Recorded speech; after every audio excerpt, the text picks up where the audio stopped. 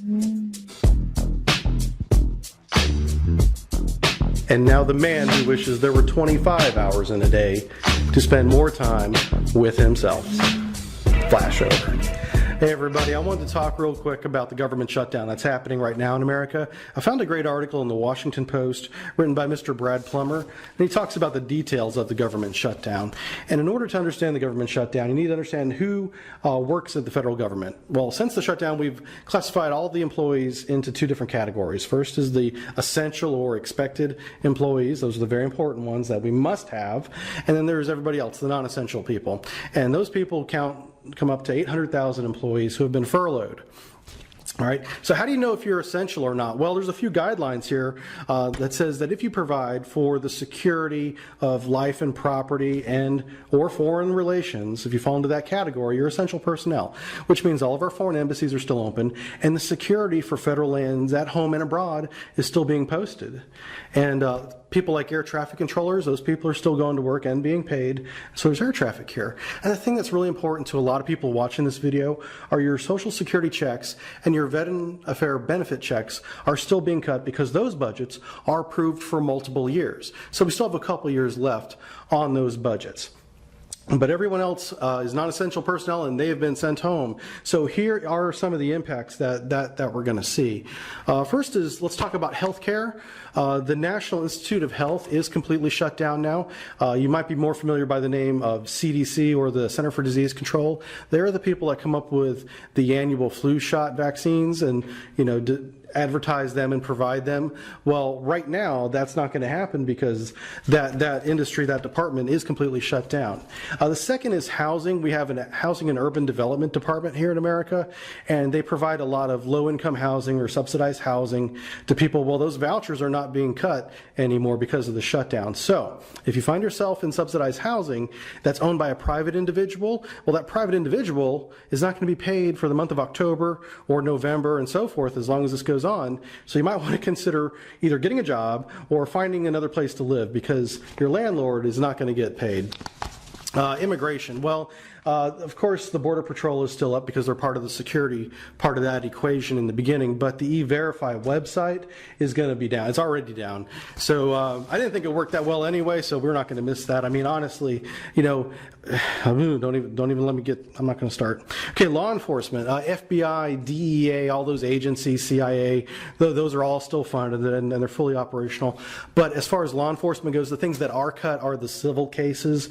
They will still be prosecuting the civil cases, but on a bare bones staff, which means it'll take longer to get through each one. Now, the big one is parks and museums, and we've seen a story recently where some World War II vets went to Washington conveniently on the day the shutdown started. It's a little suspicious there, and they wanted to go see the World War II memorial. And of course, some barricades were up, and the guys, being military veterans that stormed the beaches of Normandy, God bless them, took the barricades, moved them aside, and went and they saw their memorial as they should have.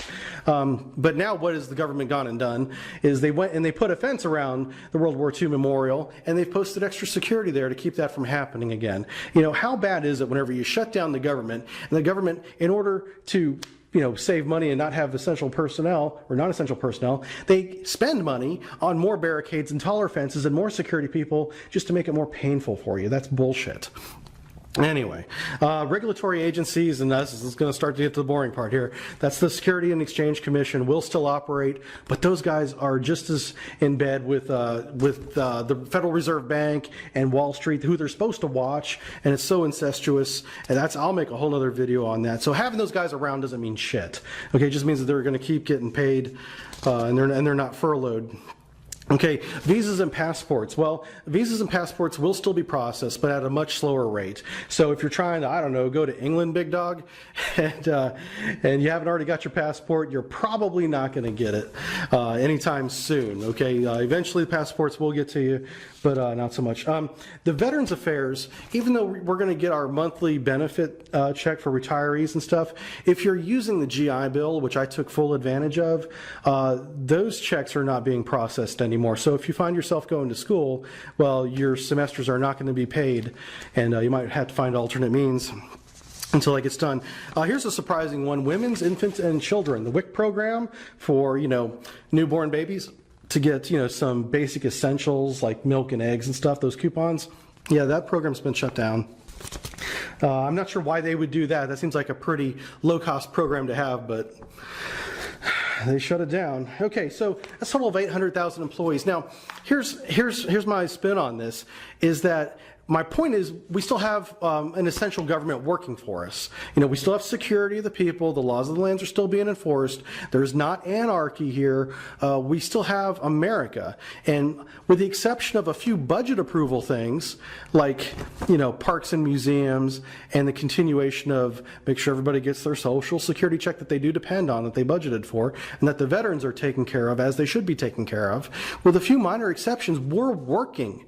This is not a government shutdown. This is a government, slimming down. This is what businesses do all the time to stay in business, and that's really my point. I've worked in the private sector now for a couple of years, and it's amazing to me how every day there's always, a push or a project to find a better way to do things, this innovation to be more effective.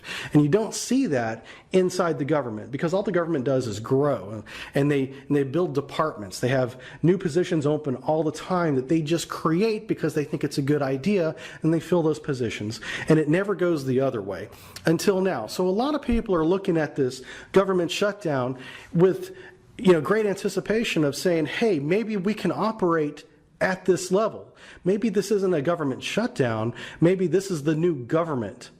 Maybe this should be the new normal. Maybe those 800,000 people that were furloughed need to go get jobs in the private sector and become productive members of the economy instead of bureaucrats and paper pushers and admins in our federal agencies. So that's what I think. I want to know what you think. Leave your comments below. Talk to y'all later.